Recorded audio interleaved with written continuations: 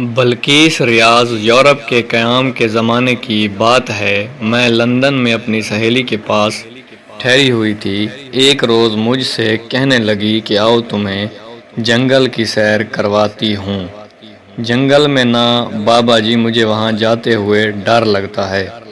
ڈرنے کی بات تھوڑی ہے، میں تمہیں اپنی آنٹی سے ملواؤں گی۔ آنٹی؟ میں نے حیرت سے پوچھا۔ ہاں، وہاں جنگل میں رہتی ہیں۔ تو کیا وہ اکیلی جنگل میں رہتی ہیں؟ کچھ لوگ اور بھی ہیں، مگر وہاں بہت کم گھر ہیں۔ اچھا۔ میں بے دلی سے اس کے ساتھ اپنی سہیلی کی آنٹی گریس سے ملنے کے لیے چلی گئی تھی۔ 1 گھنٹے کی ڈرائیو پر جنگل آ گیا تھا۔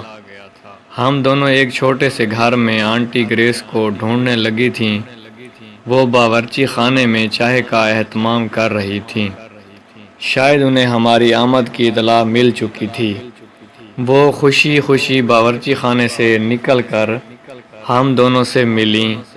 آنٹی گریس، یہ میری دوست پاکستان سے آئی ہیں۔ ویلکم مائی ڈارلنگ، انہوں نے میرا منہ چومتے ہوئے کہا۔ ہم دونوں اس وقت لونگ روم میں بیٹھی تھیں۔ آنٹی گریس چائے بنا کر لے آئی تھیں، ساتھ چاکلیٹ اور بسکٹ بھی تھے۔ چائے پیتے ہوئے میں نے سارے گھر کا جائزہ لینا شروع کر دیا تھا۔ سنسان گھر، اور وہ بھی اس گھنے جنگل میں 3-4 گھروں میں سے ایک تھا۔ کچھ فاصلے پر 3-4 گھر اور بھی تھے۔ اکثر شکاری وہاں آ کر ٹھہرتے تھے۔ ان گھروں میں سوائے چوکیداروں کے اور کوئی نہیں رہتا تھا، مگر یہ بوڑھی خاتون اتنی بہادر تھی کہ وہ اکیلی اس گھر میں رہ رہی تھی۔ سارے گھر میں سناٹا چھایا ہوا تھا۔ مجھ سے رہا نہ گیا اور میں نے پوچھ ہی لیا تھا، آنٹی آپ اکیلی اس گھر میں رہتی ہیں؟ بچے نہیں ہیں کیا؟ بچے 2 ہیں۔ اچھا، تو کدھر ہیں؟ ان کی شادیاں ہو چکی ہیں، اپنے اپنے گھروں میں مصروف ہیں، کبھی کبھار آ جاتے ہیں۔ میں اس وقت بہت خوفزدہ ہو رہی تھی تو ان سے پوچھ بیٹھی تھی۔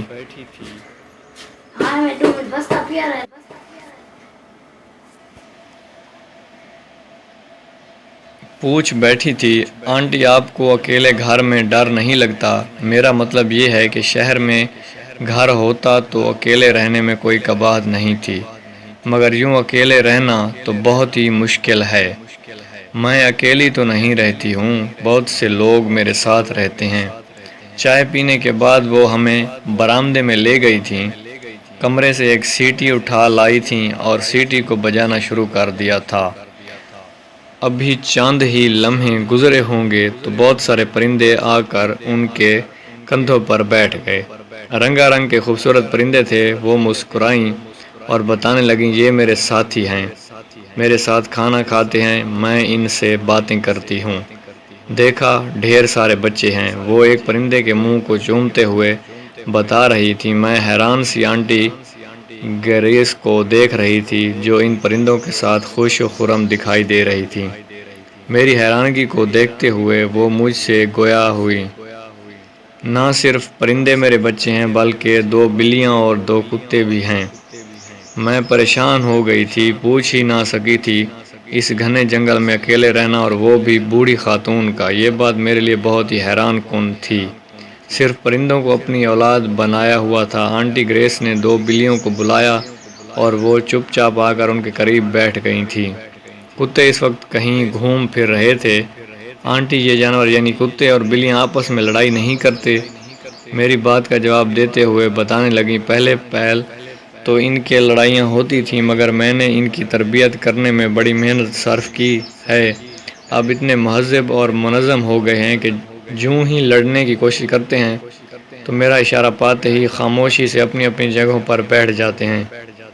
مجھے تو رہ رہ کر خیال آ رہا تھا، ایک انسان کی تربیت میں خاصا وقت درکار ہوتا ہے، مگر اس نے جانوروں اور پرندوں کی تربیت کی ہوئی تھی۔ اس بہادر خاتون نے اپنی تنہائی کا حل ڈھونڈ لیا تھا۔ وہ پرندوں، بلیوں اور کتوں کے ساتھ بہت خوش تھی، اور ایک ہم جو انسانوں کے ساتھ خوش نہیں رہ سکتے۔